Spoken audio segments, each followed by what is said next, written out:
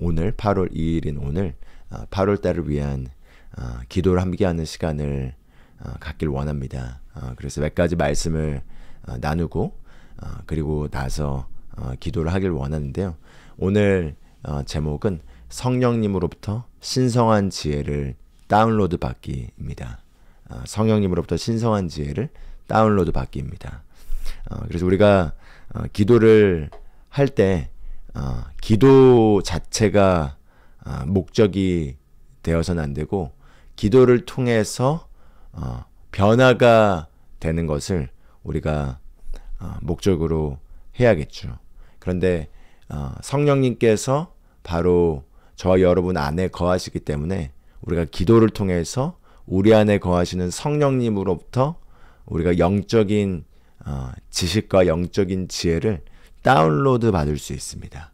그래서 그 다운로드를 받아서 우리의 혼에, 즉 영과 혼과 육으로 우리가 이걸 구분했을 때 우리의 영 안에 거하신 성령님으로부터 우리가 정보들을 우리의 혼에 다운로드 받을 때 그 계시 지식과 지혜들이 우리의 삶에 변화를 주고 그리고 전략을 주고 우리가 하나님의 계획과 하나님의 목적에 따라 걸을 수가 있습니다. 그래서 오늘 기와 관련된 말씀들을 몇 가지 잠깐 보길 원합니다.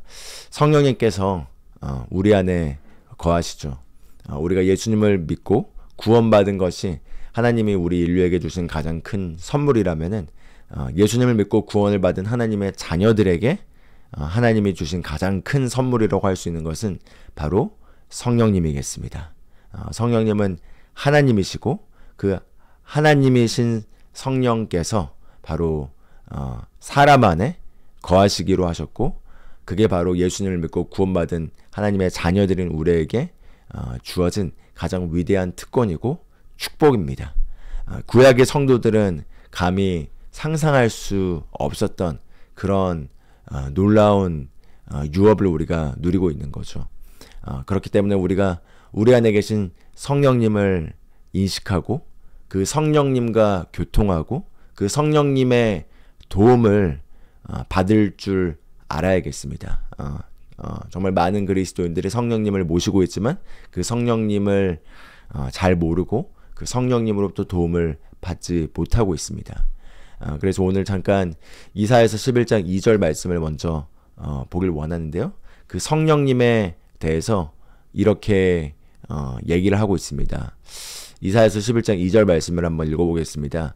그의 위에 여호와의 영, 곧 지혜와 총명의 영이요 모략과 재능의 영이요 지식과 여호와를 경외하는 영이 강림하시리니 이렇게 얘기하고 있습니다. 지금 성령님께서 여러분과 저 안에 거하고 계시는데 우리 안에 거하시는 성령님을 우리가 얼마나 잘 알고 있냐는 거죠. 그 예수님께서 성령님을 묘사하실 때 그 성령님을 위로자라고 표현하셨습니다. 위로자라고 표현하셨는데 그 위로자라는 단어가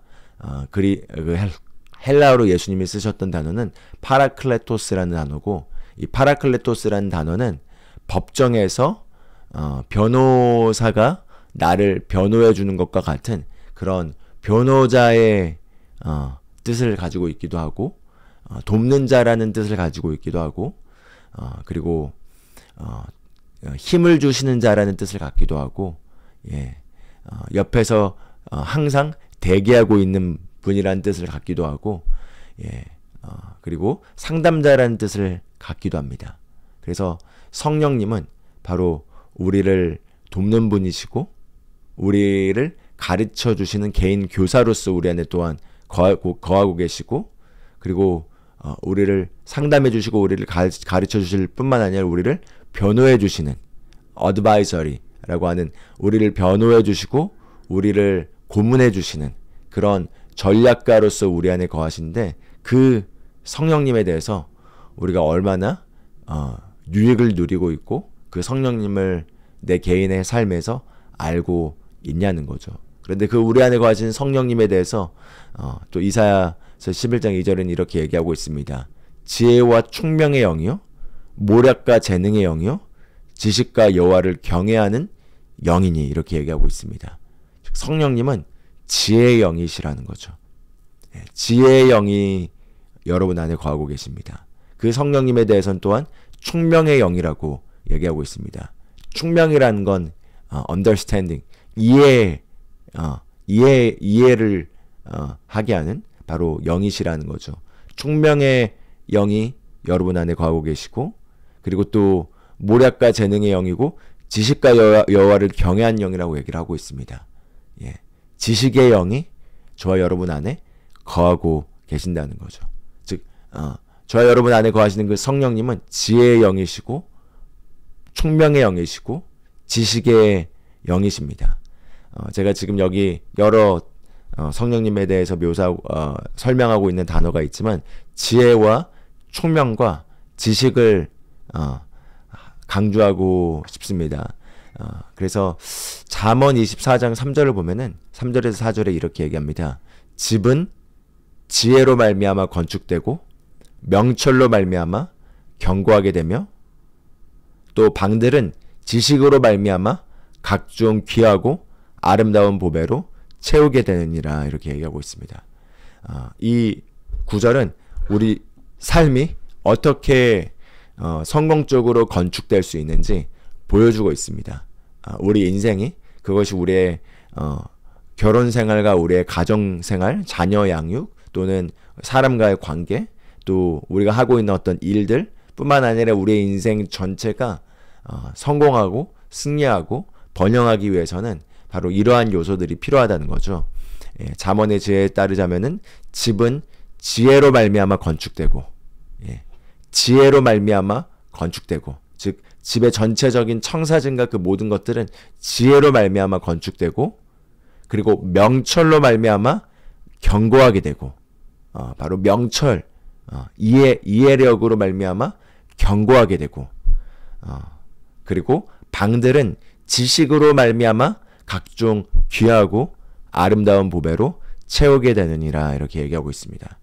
그렇기 때문에 우리 삶이 성공적이기 위해서는 바로 지혜와 명철과 지식이 필요하고 그것들이 잘 아우러져서 사용될 때 우리의 삶의 모든 분야가 아름답게 지어질 수 있다는 거죠.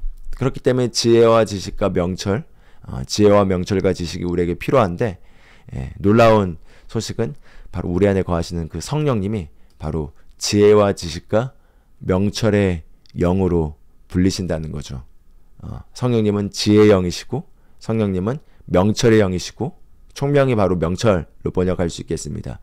명철의 영이시고 또한 그 성령님은 지식의 영이십니다.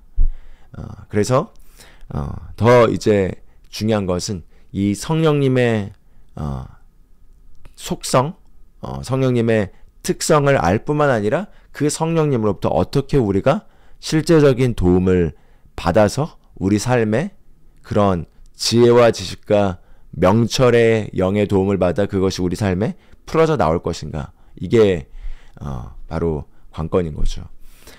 그래서 고린도전서 2장 12절을 보면은 이렇게 얘기합니다. 우리가 세상의 영을 받지 아니하고 오직 하나님으로부터 온 영을 받았으니 이는 우리로 하여금 하나님께서 우리에게 은혜로 주신 것들을 알게 하려 하심이라 이렇게 얘기하고 있습니다.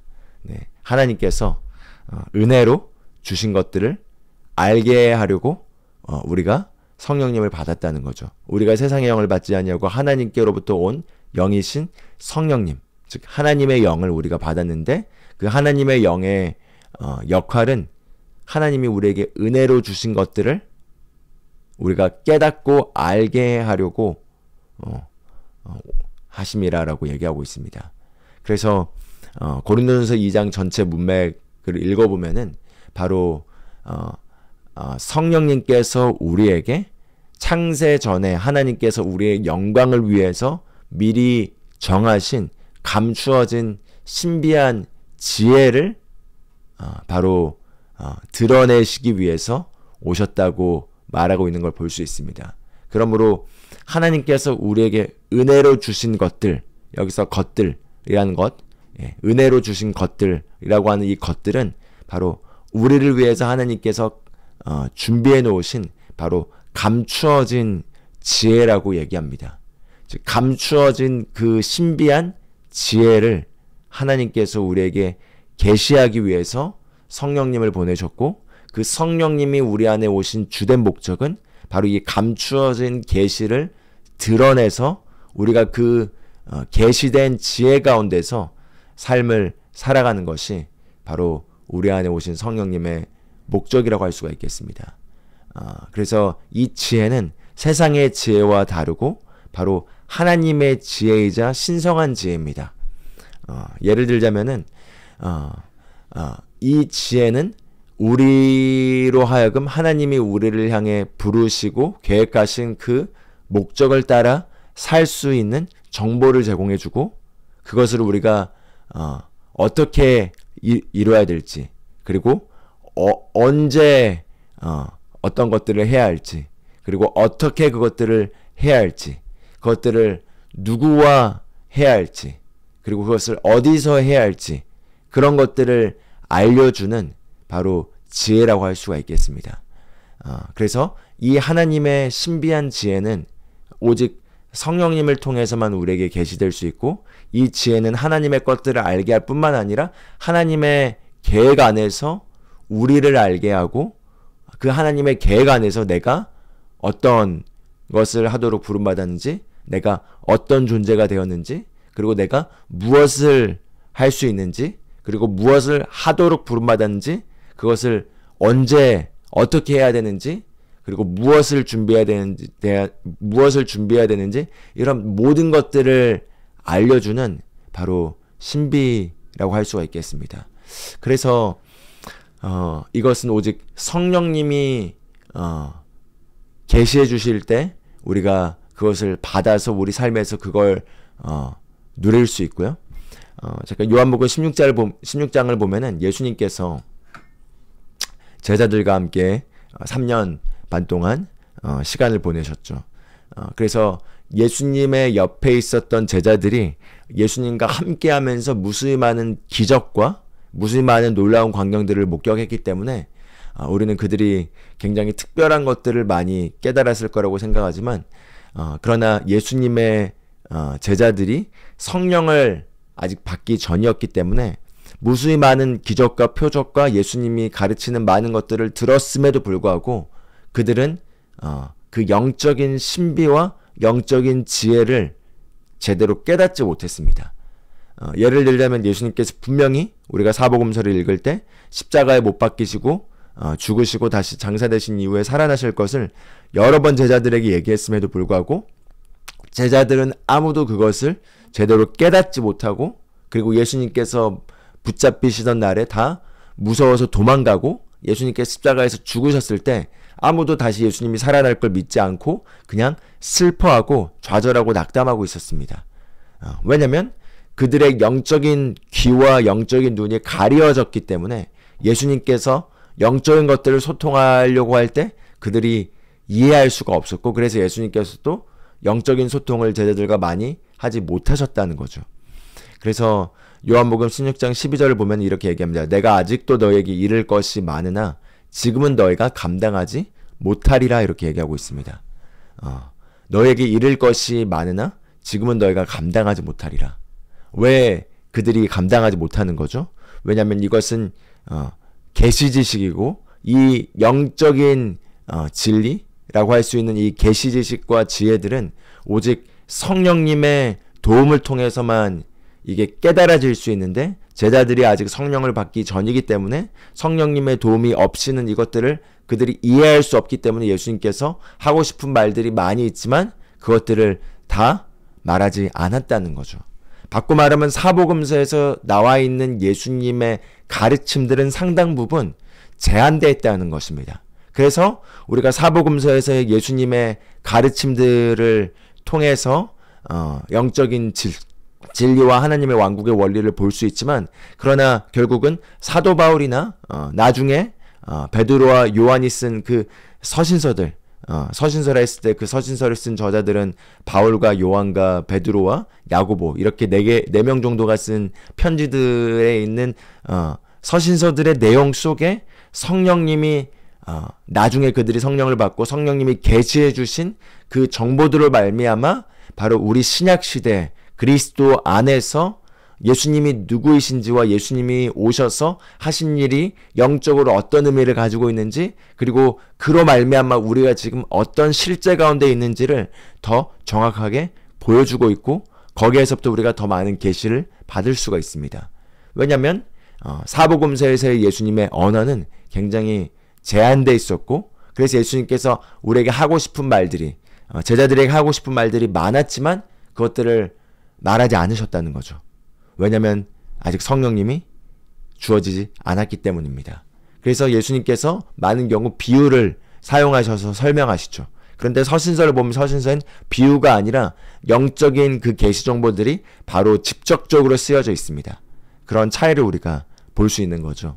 그래서 너에게 이를 것이 많으나 지금은 너희가 감당하지 못하리라 라고 말씀하시면서 13절에 이렇게 얘기하십니다. 그러나 진리의 성령이 오시면 그가 너희를 모든 진리 가운데로 인도하시리니 그가 스스로 말하지 않고 오직 들은 것을 말하며 장래 일을 너희에게 알리시리라, 이렇게 얘기하고 있습니다. 진리의 성령이 오시면, 여기서 성령님을 진리의 성령, 진리의 영이라고 표현하고 있는 걸 볼 수 있습니다. 진리의 영이신, 즉 저와 여러분 안에 거하시는 그 성령님은 지혜의 영이시고 명철의 영이시고 지식의 영이신데, 바로 지혜와 명철과 지식이 바로 영적인 진리 안에 다 포함되어 있다고 볼 수 있겠습니다. 영적인 진리, 이 진리라는 단어는 실제라는 단어로도 표현되는데, 이 실제는 그림자가 아니라 바로 실체인 거죠. 우리가 살고 있는 이 물리적인 세상에서 우리가 살아가고 있지만 영적인 세계가 있고, 우리가 영적인 세계를 모르고 무지하게 이 물리적인 세계가 전부인 것이라고 살아간다면은 우리는 사실은 그림자 속에 살아간다고 볼 수가 있겠습니다. 그리고 이 세상에 많은 예수님을 믿지 않고 살아가는 사람들은 이 세상에 여기서 살아가는 것이 전부라고 생각하고, 심판날을 두려워하지 않고, 하나님을 경외하지 않고, 하나님을 두려워하지 않고, 그냥 그 죄의 본성을 따라 세상의 그 방식을 따라서 마치 여기서 사는 것이 전부인 것처럼, 그 후에 심판이 없고 그 후에 영원한 그 세계가 없을 것처럼 눈이 가려져서 살아가고 있습니다. 그것은 지혜라고 볼 수가 없는 거죠. 이 세상에서 아무리 성공했다 하더라도 하나님을 모르고 살아간다면은, 그래서 하나님과 무관하게 살아간다면은 그 삶은 하나님 앞에서 성공이라고 볼 수가 없을 것입니다. 그러므로 진정한 지혜는 우리가 단지 세상에서 무언가를 잘하고 성공하는 것만이 지혜가 아니라 하나님을 알고 영원한 심판이 있다라는 걸 알고 영적인 세계가 있다라는 걸 알고, 그리고 하나님의 아들이신 예수 그리스도가 바로 육신으로 오신 하나님이라는 걸 알고, 그 예수 그리스도께서 하신 그 속량의 사역을 알고, 그리고 이제 그리스도 예수 안에서 우리가 하나님의 자녀로서 어떤 존재가 되는지를 알고, 하나님이 우리를 이 땅에 보내셔서 살게 하신 그 목적이 무엇인지를 알고, 그리고 하나님이 우리에게 제공해 주신 영적인 그 모든 축복들이 무엇인지를 알고, 그리고 그 성령님과 동행하면서 그 부르심의 삶을 이뤄나가면서 이 땅에서 많은 열매를 맺고, 의의 열매를 맺고, 예수 그리스도로 말미암아 풍성한 좋은 열매를 맺고 그 부르심을 성취하고 살아가는 것이 바로 영적인 지혜이자 영적인 진리이고, 그것이 바로 인생의 성공이자 축복이라고 할 수가 있겠습니다. 그리고 그것은 오직 성령님의 도움으로 알 수 있고, 그래서 그 성령님은 진리의 영이라고 묘사되고 있습니다. 설명되고 있습니다. 그분은 진리의 영이시라는 거죠. 그렇기 때문에 진리의 영이신 그분은 우리에게 진리를 계시해 주시기 위해 오셨습니다. 진리를 계시해 주신다는 건 영적인 진리, 즉 영적인 실제들을 계시해 주시기 위해서 오셨습니다. 그렇기 때문에 그가 우리에게 장래일을 알려주신다고 얘기하고 있습니다. 여기서 이 장래일을 알려주신다고 했을 때 그 결국 장래일은 바로 진리의 영이신 성령님께서 그 진리, 영적인 실제 안에서 우리에게 우리의 있을 미래 일들을 알려주신다는 거죠. 이거를 우리가 단지 그냥 앞으로 몇 년 뒤에 어떤 일들이 일어날 거야 라고 하는 어떤 예언자들이 세상에 미래에 일어날 어떤 이벤트들을 미리 예측하는 것도 포함될 수 있겠지만 우리 모두가 다 그 하나님의 사역 안에서 예언자로 선지자로 부름받은 것은 아니죠. 어떤 전체적인 사건을 예언하는 걸로 우리 모두가 부름받지는 않았지만 그러나 개개인으로서 우리 모두 다 개개인의 인생에 대해서는 선지자로 부름받았고 개개인의 삶의 미래와 관련해서 우리가 성령님으로부터 미리 앞으로 일어날 일들에 대해서 장래의 일들에 대해서 우리가 들을 수 있고 그것들을 볼 수 있습니다. 이걸 이렇게 표현해 보면 좋겠습니다. 하나님께서는 우리가 이 땅에 태어났을 때 그때 우리를 하나님께서 아신 것이 아닙니다. 우리가 어머니의 뱃속에 잉태되기도 전에 우리가 이 세상에 존재하기도 전에 하나님은 이미 우리를 미리 아셨고 우리의 삶을 미리 정하셨습니다. 그래서 영적인 세계에서는 우리 물리적인 세계에서 시간의 개념이 시작되는 그 창세 전에 즉 세상이 시작되기 전에 하나님은 이미 저와 여러분을 아셨고 저와 여러분의 인생을 계획하셨습니다. 그래서 하나님께서 창세 전에 미리 우리를 정하시고 계획하신 그 인생이 책에 기록되어 있고 그 책에 기록된 것을 바로 생명책이라고 할 수가 있겠습니다.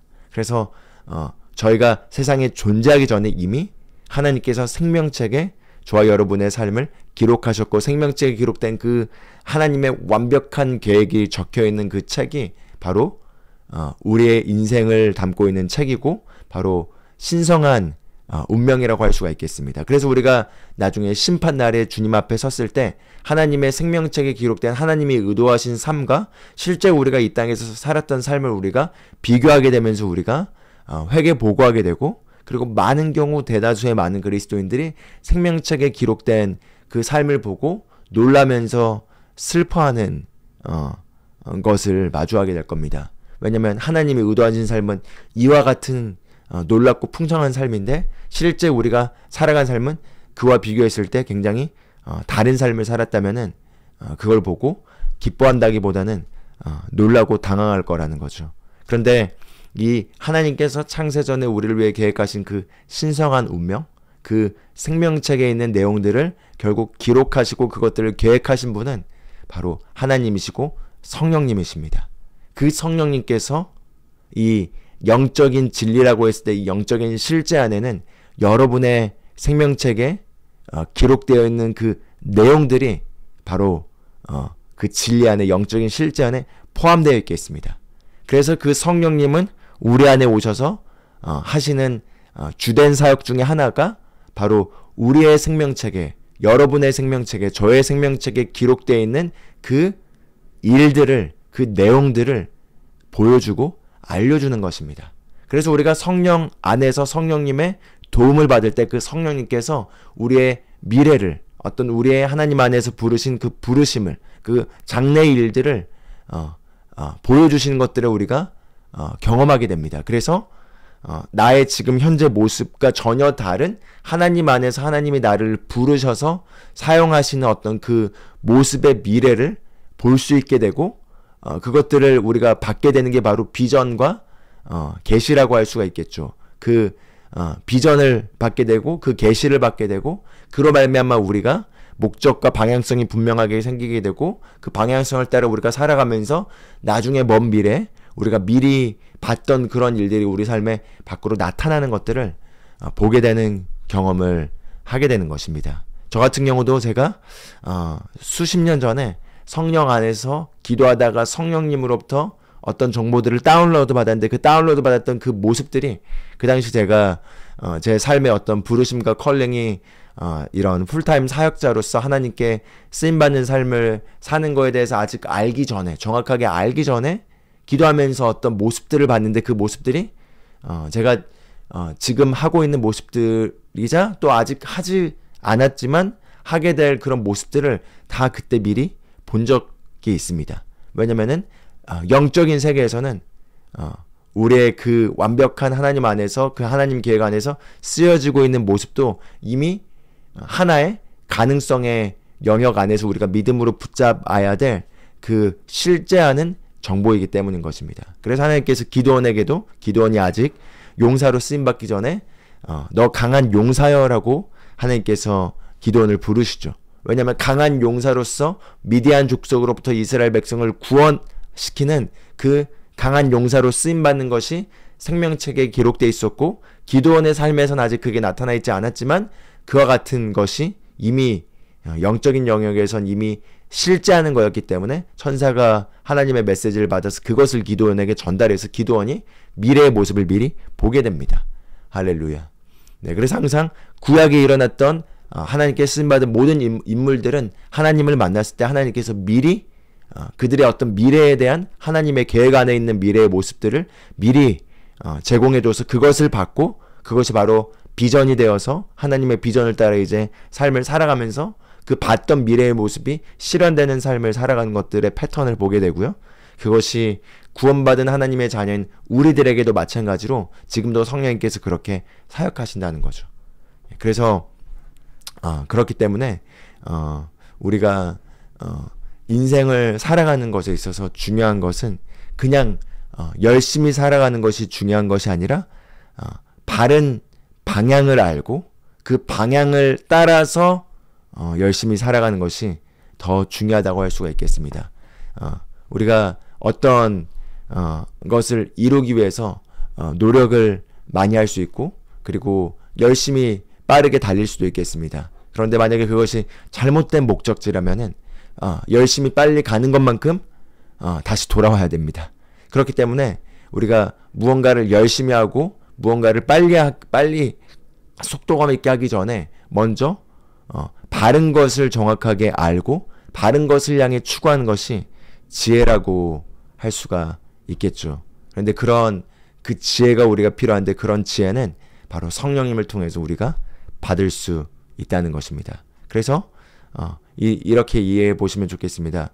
바로 저와 여러분을 향해 하나님께서 가지고 계신 그 하나님의 개개인을 향한 그 특별한 계획, 개개인을 향한 하나님의 특별한 뜻, 그리고 특별한 목적, 그 특별한 하나님의 계획인 하나님의 부르심은 오직 성령님을 통해서만 우리가 정확하게 알 수 있고, 성령님을 통해서만 우리가 인도될 수 있습니다.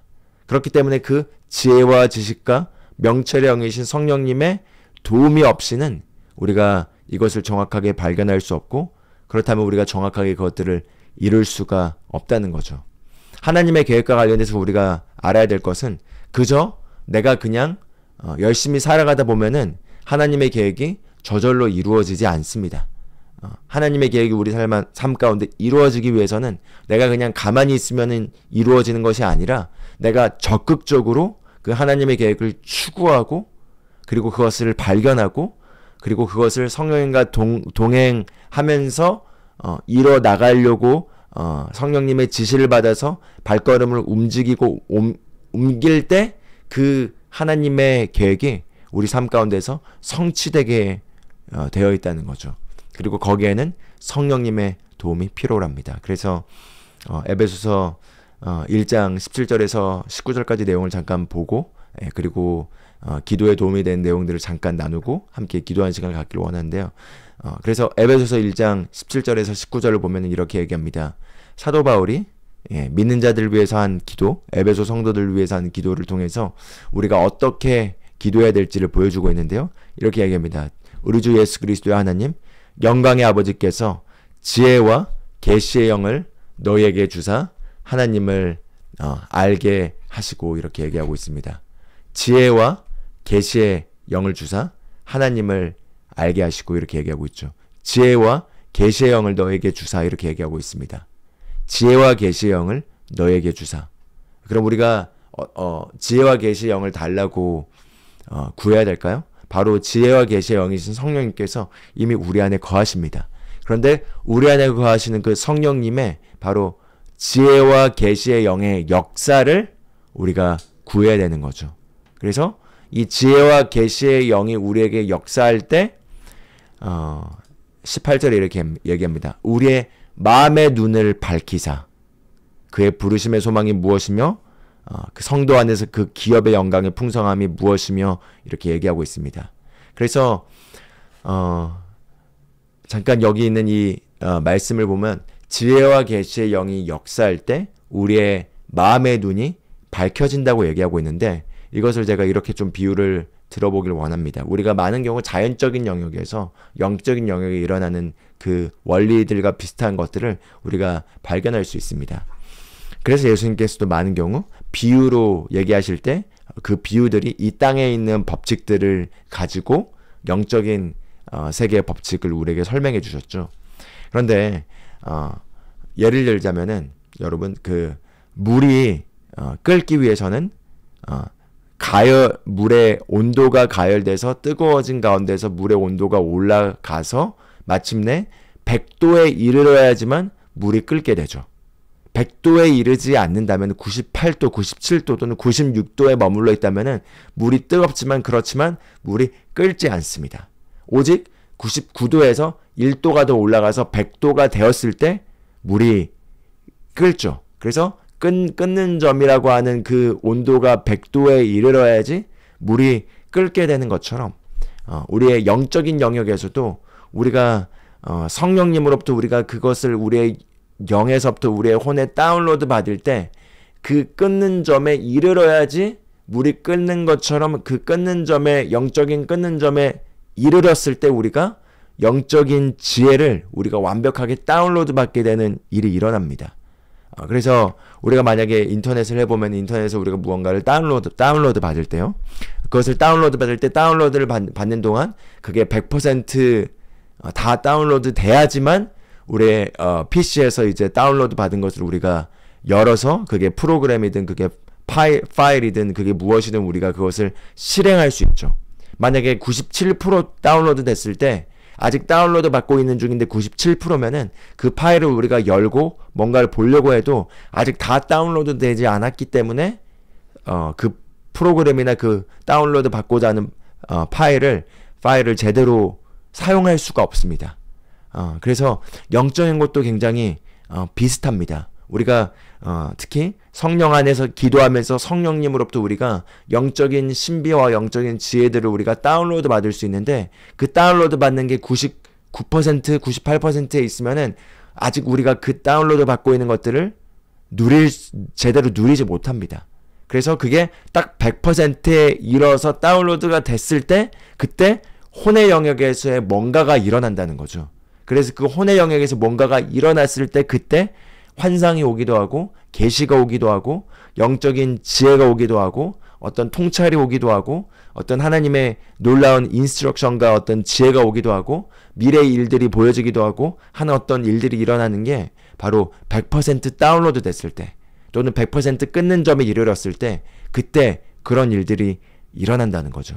그래서 그것을 사도 바울은 지혜와 계시의 영이 우리에게 임하여서 그 우리의 지성의 영이란 건 결국 우리의 혼의 영역에서의 그 이해할 수 있는 그 눈이 열려서 혼과 영이 연결되어서 영에서부터 오는 어떤 그 신비한 것들이 우리의 혼의 영역에 다운로드 되게 되는 어떤 시점이 바로 지성의 눈이 열리는 것이라고 할 수가 있겠고요. 그렇게 우리의 마음의 눈, 여기 마음의 눈이 지성의 눈, the eyes of your understanding 이렇게 번역되는데 이해의 눈이, 명철의 눈이 밝혀졌을 때, 그 계시의 빛으로 밝혀졌을 때 그때 일어난 일이 무엇이냐면은 부르심의 소망이 무엇인지를 우리가 알 수 있게 된다는 것입니다. 부르심의 소망을 안다는 건 장래일을 아는 것과 마찬가지입니다. 하나님께서 여러분을 향해 부르신 그 미래의 일들을 보게 된다는 거죠. 그것을 그냥 알게 되는 것입니다.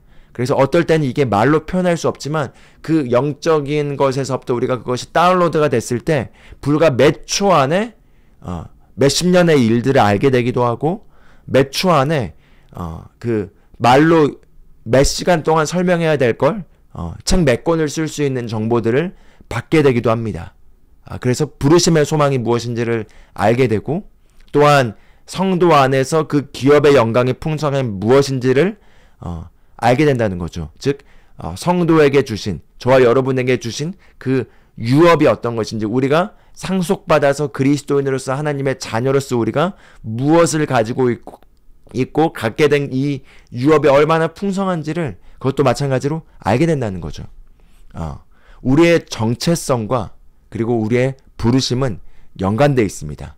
만약에 여러분이 여러분 자신에 대해서 제한된 자아상을 가지고 있다면 그 제한된 자아상만큼 제한된 미래를 꿈꿀 것입니다.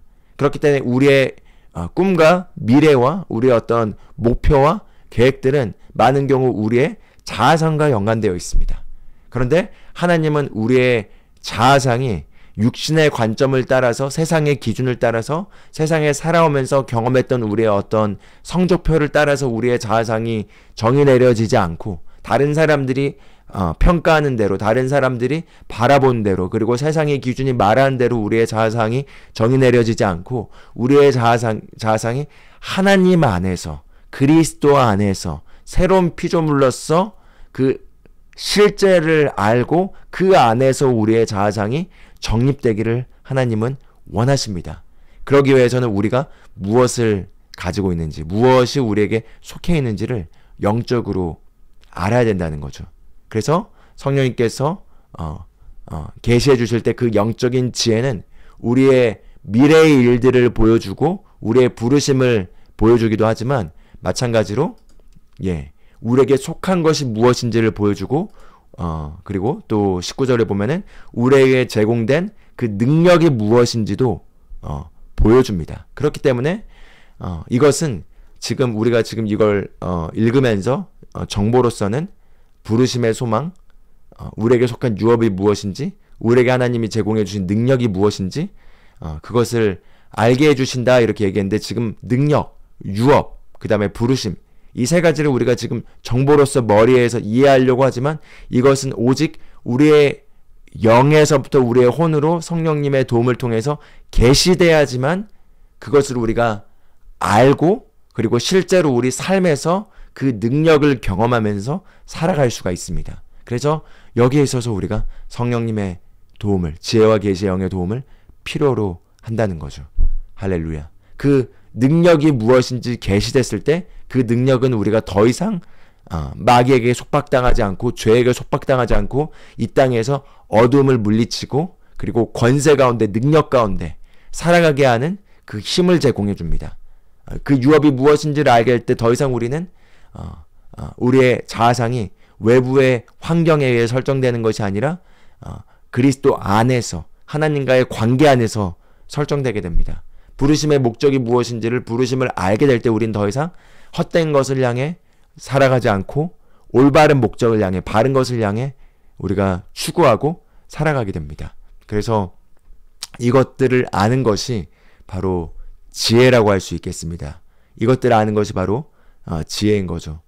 이것들을 아는 것이 지혜입니다. 그것이 바로 영적인 지혜입니다. 그리고 그 영적인 지혜를 우리에게 전달해 주려고 지혜와 지식과 명철의 영이신 성령님이 저와 여러분 안에 거주하고 계십니다. 그래서 이거를 지금 제가 나눴는데, 그렇다면 이제 두 번째는 이 지혜의 영이신 성령님이 우리 안에 거하시고 우리에게 이 부르심과 우리에게 속한 유업과 우리에게 속한 능력이 무엇인지를 알려주려고, 지혜를 계시해 주려고 우리 안에 오셨는데, 어떻게 그럼 우리가 그 지혜를 받냐는 거죠.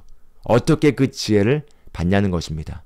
그래서 여기에 있어서 이제 중요한 것은 성령님께서 우리에게 소통하시는 그 통로가 어딘지를 잘 알아야 합니다. 성령님께서 우리에게 소통하시는 통로가 어딘지를 알아야 되는데요. 성령님은 영이시고 우리의 영 안에 거하시기 때문에 그분이 우리와 소통하시는 통로 채널은 바로 우리의 영입니다. 그래서 성령님은 우리의 어떤 감각의 영역에서의 어떤 느낌으로나, 어떤 감각의 영역에서의 어떤 감정으로나, 또는 바깥의 외부의 환경의 어떤 사인으로 소통하시지 않습니다.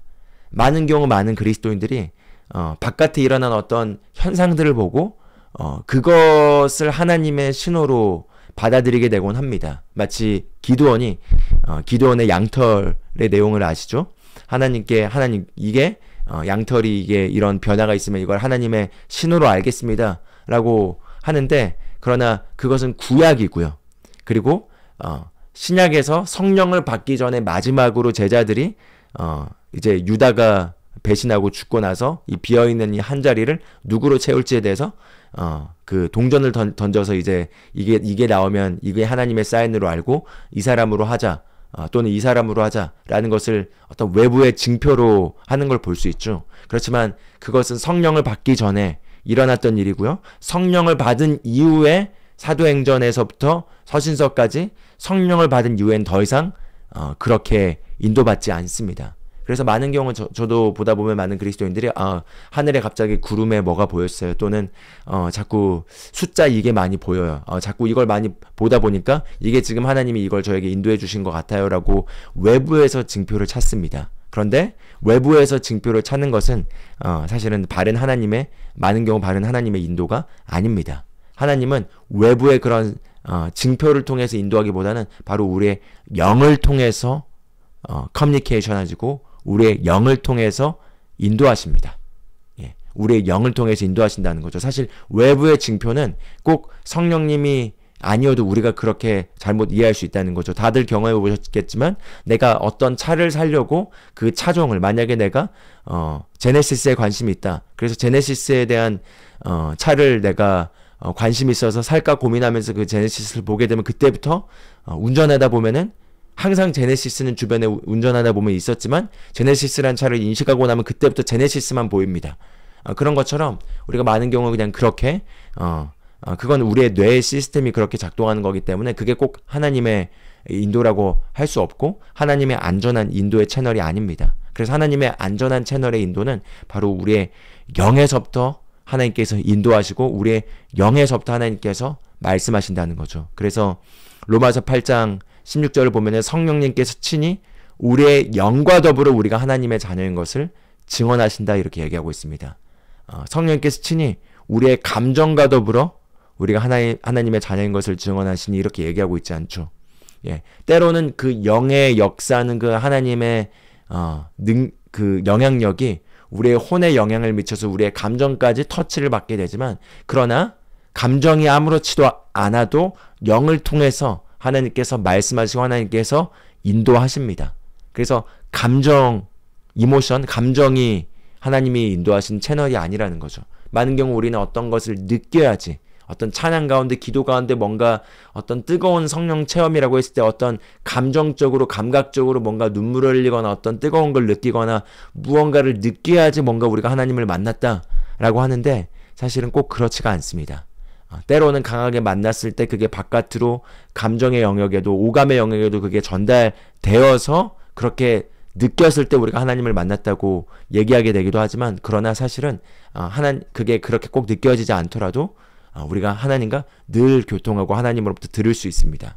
그것은 하나님이 소통하신 채널이 바로 오감의 영역과 느낌과 감정과 어떤 생각과 그 지성의 영역이 아니라 바로 우리의 영을 통해서 소통하신다는 거죠. 그래서 성령께서 친히 우리의 영을 통해서 우리가 하나님의 자녀인 것을 증언한다고 얘기하고 계시고요. 그리고 잠언 20장 27절에도 사람의 여기서 영혼이 아니라 영이란 단어로 번역해야겠습니다. 하나님의 사람의 영은 여호와의 등불이라 사람의 깊은 속을 살피느니라 얘기하고 있습니다. 즉 영이 하나님의 등불이라는 거죠. 즉 하나님의 빛이 바로 우리의 영을 통해서 와서 우리 내면의 그 하나님의 빛이 우리의 영을 통해서 비춰져서 우리가 하나님의 정보들을 알게 되고, 그리고 우리 내면에 있는 것들을 우리가 하나님의 시각으로 살피고 판단할 수 있게 된다는 거죠. 그래서 우리의 영을 통해서 성령님께서 소통을 하시는데, 그럼 우리 영을 통해서 성령님께서 소통하신 것을 어떻게 우리가 잘 그럼 소통을 할 수 있을까요? 그래서 여기에서 중요한 게 바로 방언으로 기도하는 것입니다. 방언으로 기도하는 것이 바로 우리의 영에서 성령님께서 하시는 그 소통이 원활하게 이루어지면서 그것들을 우리가 혼의 영역에 다운받게 하는 그 중요한 요소이자 비결이라고 할 수가 있겠는데요. 방언으로 기도하는 것을 우리가 한번 생각해 보면은, 방언으로 기도하는 것은 우리 영이 기도하는 것이라고 얘기하고 있습니다. 그래서 고린도전서 14장 14절을 보면은 내가 만일 방언으로 기도하면 나의 영이 기도하거니와 나의 마음은 열매를 맺지 못하리라 이렇게 얘기하고 있습니다. 그래서 영과 혼과 육으로 나누면은 방언 기도는 혼의 기도가 아니라 영의 기도이기 때문에 성령님께서 우리의 영 안에 신비한 하나님의 신비와 지혜들을 우리가 이해할 수 없는 언어로 계시해 주시고 그것들을 우리 영이 받아서 우리의 입술로 우리가 우리 몸을 양도하고 입을 소리내서 말할 때 그 영이 우리의 입을 통해서 영에서 나오는 그 언어들이 입을 통해서 발설되어서 우리가 말하게 돼서 그게 영이 기도하는 건데 우리 혼이 하는 기도가 아니기 때문에 우리의 혼은 열매를 맺는 기도가 아니라는 거죠. 그런데 우리 영이 기도하는 것입니다. 그래서 여러분이 어떤 것들에 대해서 인도를 받을 때 이것이 맞는지를 확인하기 위해서는 영적으로 그것을 분별해야 되는데 영적으로 분별한다는 것은 영의 영역에서 그것을 체크해보고 감지해봐야 됩니다. 그런데 영의 영역에서 그것을 체크해보고 감지하기 위해서는 영적인 그 감각이 발달돼 있어야 됩니다. 그래서 그게 그냥 우리의 느낌이나 우리의 어떤 감정이 아니라 영의 영역에서 오는 그 감각으로 우리가 이것을 파악해야 되는데 그 영의 영역의 감각을 개발시키는 가장 강력한 도구가 방언으로 기도하는 것이고 여러분이 방언으로 기도할 때 그 영적인 영역에 일어나는 그 활동을 말로 표현할 수 없지만 느낄 수가 있죠. 알 수가 있죠. 그게 바로 영적인 영역의 감각입니다. 그래서 방언으로 기도하는 것은 바로 우리 영의 활동이고 그리고 방언으로 기도한 것은 사실은 성령님이 말하게 하심을 따라 여기 말한 것처럼 성령님이 말하게 하심을 따라 우리가 다른 언어들인 신비의 언어들로 하늘의 언어들로 우리가 말을 하는 것입니다.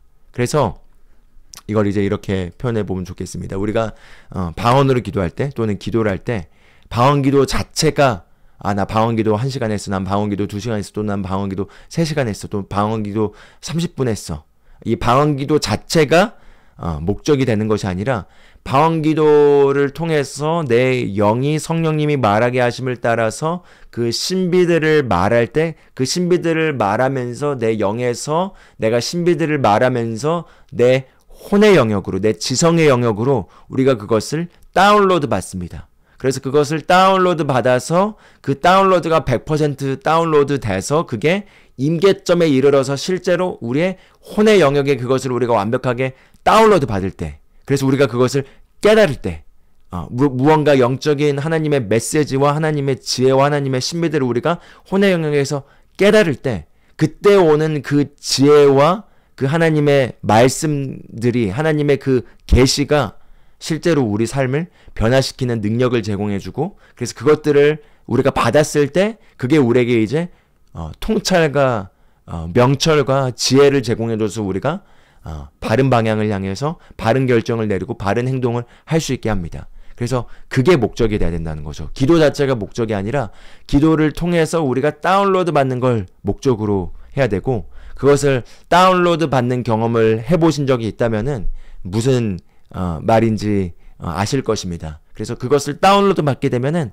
정말 몇 초 만에 놀라운 정보들이 한순간 옵니다. 어떤 분들은 그것을 환상으로 보게 되기도 하고 환상을 통해서의 어떤 장래 일들이나 어떤 하나님의 메시지를 받게 되기도 하고요. 그게 꿈을 통해 나타나기도 하고요. 또는 그냥 말로 표현할 수 없지만 갑자기 그냥 알게 됩니다. 무언가를 알게 됩니다. 그게 수면 위로 무언가가 정보가 올라오는 것처럼 영의 영역에서 있는 것들이 혼의 영역으로 쓱 올라와서 그걸 순식간에 알게 됩니다. 그래서 어제도 저희 여기 미국 달라스에서 저희가 월간 기도회를 금요일 밤에 함께 하는 시간이 있었는데 제가 지금 나누고 있는 이 내용들을 나누고 함께 기도하는 시간을 가졌습니다. 기도하면서 저도 성령님으로부터 저의 삶과 관련해서 다운로드를 받기를 원하는 가운데 기도를 하다가 딱 기도한 지 한 1시간 정도 지났을 때 딱 그 순간에 몇 초 만에 딱 그냥 받게 된 거죠. 그냥 알게 되는 겁니다. 하나님의 계획을 알게 되는 것입니다. 하나님의 목적을 알게 되는 것입니다. 저의 지금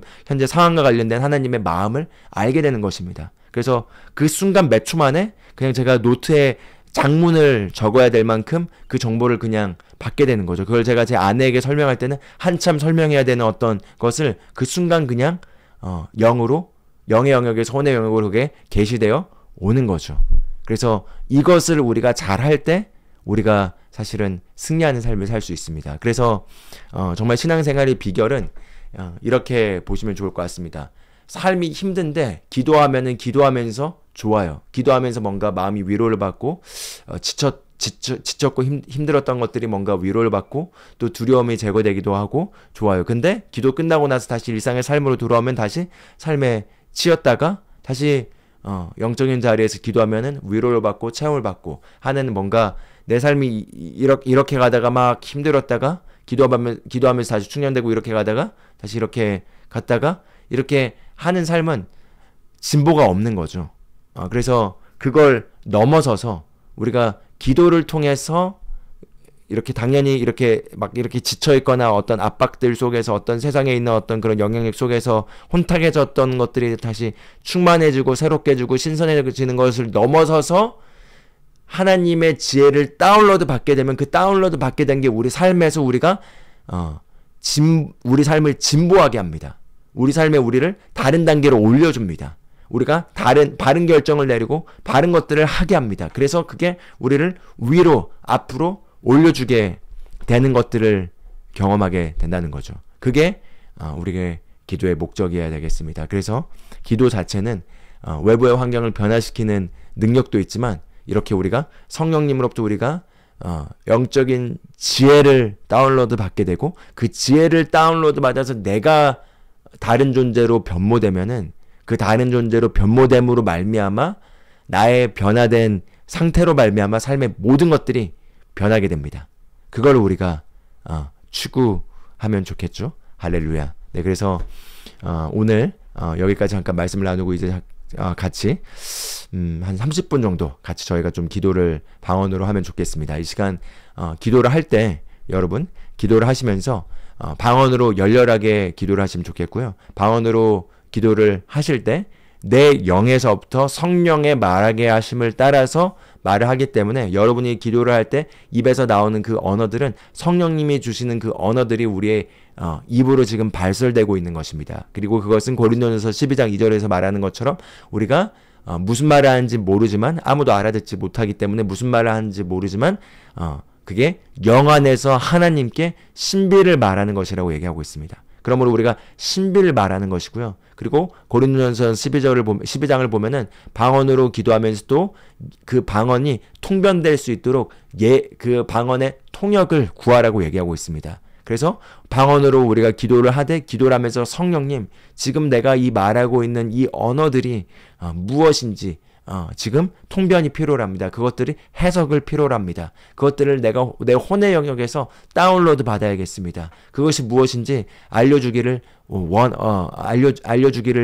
요청합니다. 라고 하는 마음을 가지고 기도를 하면서 쭉 멈추지 마시고 방언으로 계속 이렇게 열렬하게 기도할 때 영에서부터 무언가가 일어나면서 어느 시점에 혼적인 영역에서 확 이렇게 다운로드 받게 되는 경험을 하시게 될 겁니다. 그래서 때로는 우리가 기도를 좀 이렇게 충분히 해야 되는 이유가 98%까지 뭔가 다운로드 되다가 2%가 더 남았는데 거기에서 멈추고 끝나면은 그러면 기도의 어떤 진정한 유익을 다 누리지 못하는 거죠. 그래서 때로는 100% 다운로드 받는데 조금 시간이 걸리기도 합니다. 그래서 기도 자체를 많이 했다가 목적이 아니라 이 충분한 시간 가운데 여유를 갖고 기도를 하다 보면은 다운로드를 다 받게 되면서 그 지혜를 받게 되는 거죠.